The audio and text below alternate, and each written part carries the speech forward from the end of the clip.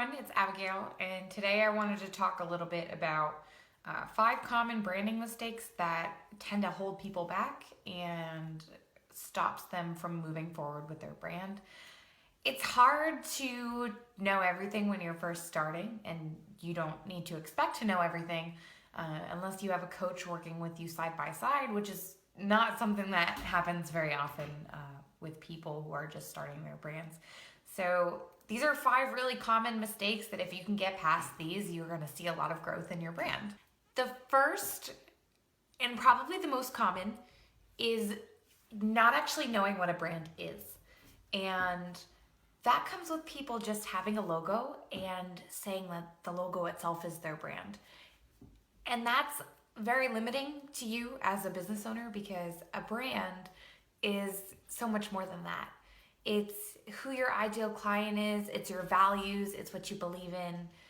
It's that whole picture that makes up your entire brand. So if you just have a logo and you don't have any of those things in place, then your brand's gonna kind of fall flat, and it's gonna be really hard to reach and build relationships with your ideal client and the people that you're looking to reach. The best thing to do to fix that one is to go ahead and decide who your ideal client is, what your mission is, your vision, kind of your strategy and plan for your brand, and what you value, and kind of get that all down on paper and get a really good understanding of what that is.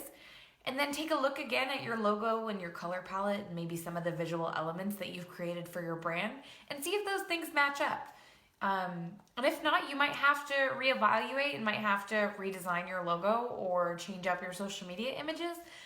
But that's okay, because you're going to have more of a connection with what you actually value and believe in and who you're trying to reach. The next problem that people run into when they're first creating their brand is copycat syndrome. And when you want to become an entrepreneur or you want to start a brand, it can be very enticing to just copy somebody else who's been very successful. And that's not going to work for you, because of what I mentioned in the last point, is that your mission and vision and ideal client is very specific to you, and your visuals are going to represent that. So the reason why that person is very successful and doing a great job with their brand is because it's super aligned for them, who they are as a person. So the way you do want to copy them is to find your own niche and find your own passion for whatever you're doing, and translate that into a version of your own brand. Because what's working for somebody else is working because it's for them. So you need to find what's going to work for you. Another problem that people run into is being a little too vague with their brand. And that's okay, because when you first start out, you kind of just want to grab all these clients and all these customers, and you don't care who they are, or you just want them to buy from you. And that's okay. You want to build a platform and get started, but you get to this point where, you don't want to upset anybody, you don't want to step on anybody's toes, you don't want to focus on this very specific group of people, and you kind of get into this area where you're not making any kind of definitive statements, and you're not really displaying what you value or who you are as a brand, because you're trying to appeal to too many people. So when you're in that stage, you kind of have the people who, you're not going to have people who love you, and you're not going to have people who hate you. You're just going to have, people in the middle who are just kind of like, I don't really I'm very indifferent about that brand.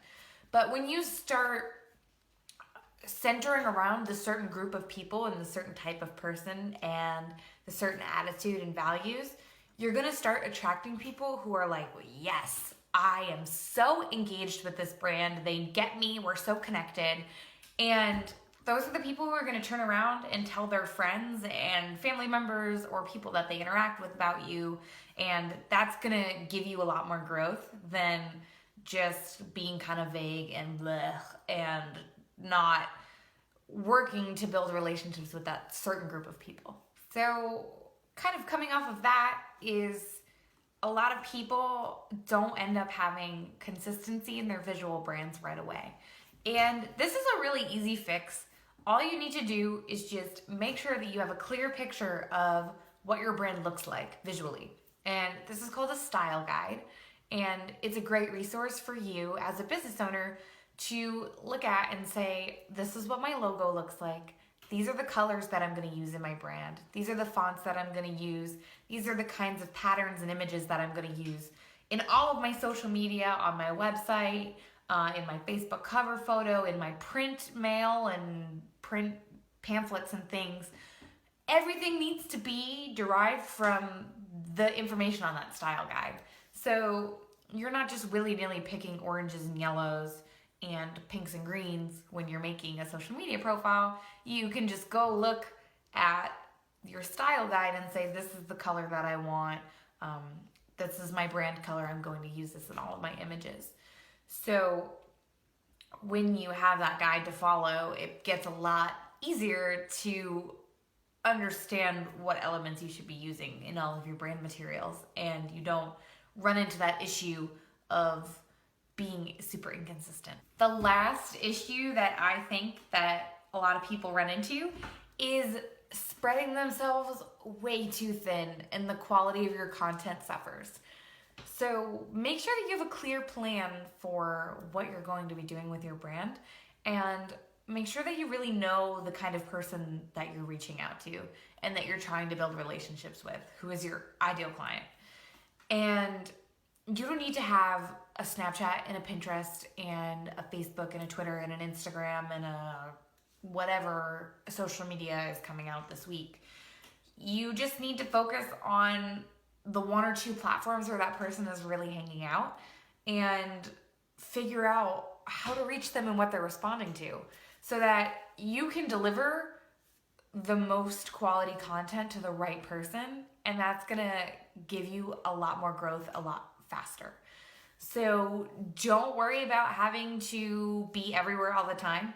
If you're not getting leads on Twitter, if you're not getting leads on Instagram, if those things really aren't working for you and the person that you're trying to reach, then you don't have to have them. You can ditch them. Don't let anybody tell you differently, because as a business owner, it is so hard to kind of juggle everything that you have to juggle, especially first starting out when you're not in the position to maybe hire help or get all these fancy programs that can do these things for you. You really need to maximize your time so that you can grow very quickly. And that's going to be figuring out who your ideal client is and where they're hanging out and delivering the most quality information and content to them directly. Thank you so much for watching, figuring out how to grow your brand and not make these common branding mistakes. And if you've already made them, don't worry. People do it all the time. That's why they're the most common mistakes.